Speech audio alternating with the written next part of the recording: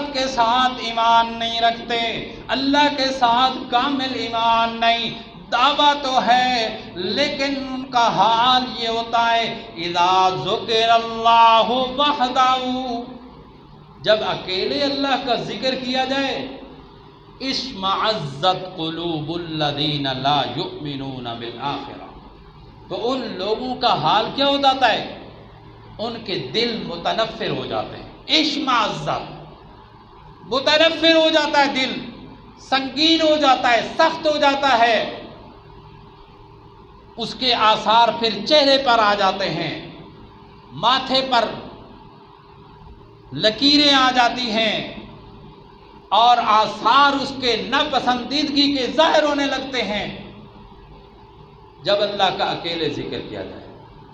اور اللہ کریم فرماتے ہیں اذا ذکر الذین من دونہ، جب اللہ کے ساتھ دوسروں کا بھی ذکر کیا جائے، بھائی اللہ عالم الغیب ہے، اللہ سب کچھ کرنے والا ہے، اللہ خالق ہے، مالک ہے،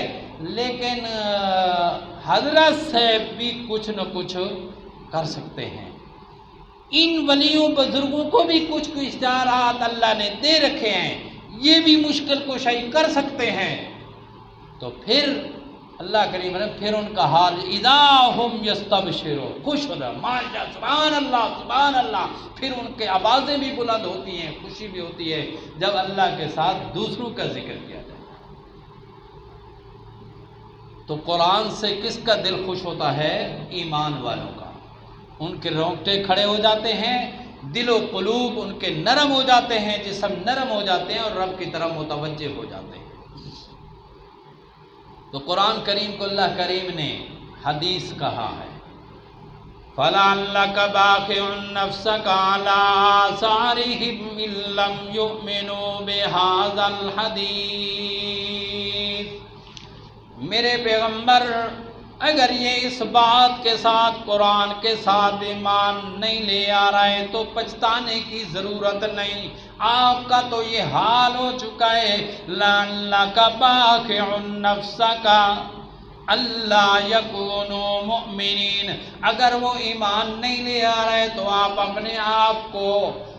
موت کی گھاٹ نہ اتاریں، بلکہ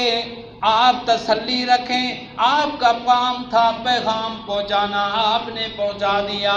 آپ نے حق ادا کر دیا، اب راہ راست پر لانا، ہدایت دینا، ایمان دلانا آپ کا کام نہیں۔ إِن نَّشَأْ نُنَزِّلْ عَلَيْهِم مِّنَ السَّمَاءِ آیَةً، اگر میں اللہ چاہتا، میری مشیت ہوتی تو آسمان سے ایک نشانی لاتا، زبردستی ایمان لانا مقصود ہوتا تو میں ایک چیز آسمان سے نازل کرتا، فَظَلَّتْ أَعْنَاقُهُمْ، ان کی گردنیں خود بخود جھک جاتی، یہ مجبور ہو جاتے، لاچار ہو جاتے ایمان لانے پر، جس طرح بنی اسرائیل کے ساتھ اللہ کریم نے فرمایا کہ ہم نے کوہ طور کو اٹھایا، وَإِذْ نَتَقْنَا الْجَبَلَ فَوْقَهُمْ كَأَنَّهُ ظُلَّةٌ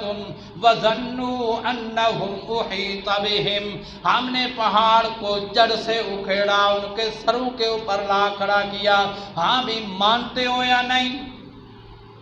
وَرَفَعْنَا فَوْقَكُمُ الطُّورَ، کوہ طور کو ہم نے ان کے اوپر کھڑا کیا اور ہم نے کہا خُذُوا مَا آتَيْنَاكُمْ بِقُوَّةٍ وَاذْكُرُوا، پکڑو اس کتاب کو اور جو احکام ملے ان کو مانو۔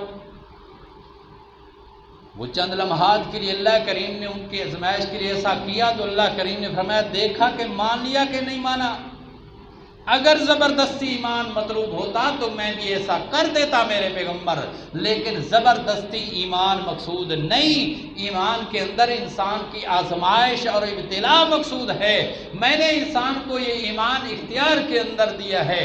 دونوں راستے میں نے دکھا دیے، ہدایت کا راستہ بھی، ضلالت کا راستہ بھی، اس کے فوائد بھی بیان کر دیے، اس کے نقصان بھی بیان کر دیے، اس کا انجام بھی بتا دیا کہ جنت ہے، اس کا انجام بھی بتا دیا کہ جہنم ہے۔ اب یہ سارا کچھ آ جانے کے بعد میں نے آگے مبلغ بھی، یاد دہانی کرانے والے بھی میں نے بھیجے، نبی بھی بھیجے، نبی کے ماننے والے بھی بھیجے، کتابیں بھی نازل کی، اب اس کے بعد کوئی مانے دونوں چیزیں، دونوں راستے نظر آ رہے ہیں، مانے اس کی مرضی نہ مانے اس کی مرضی، انجام دونوں کا ظاہر ہے۔ جو مانے گا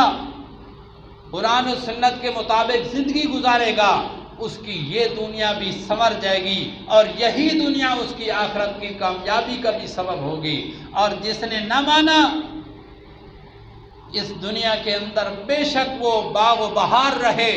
بے شک وہ محلات اور کائنات کا مالک بنا رہے، لیکن اخروی زندگی میں نے ہمیشہ ہمیشہ کے لیے اس کی برباد کر دی۔ إِن نَّشَأْ نُنَزِّلْ عَلَيْهِم مِّنَ السَّمَاءِ آيَةً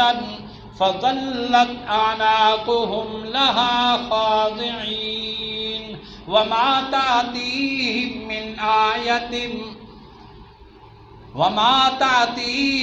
مِّنْ آيَةٍ مِّن ذِكْرٍ مِّنَ الرَّحْمَٰنِ مُحْدَثٍ إِلَّا كَانُوا عَنْهُ مُعْرِضِينَ۔ میرے پیغمبر ان کا حال تو یہ ہے، جب بھی کوئی نئی آیات آئی ہیں، جب بھی قرآن و حدیث کا کوئی نیا حصہ ان کے پاس آیا ہے تو یہ اس سے اعراض کر جاتے ہیں،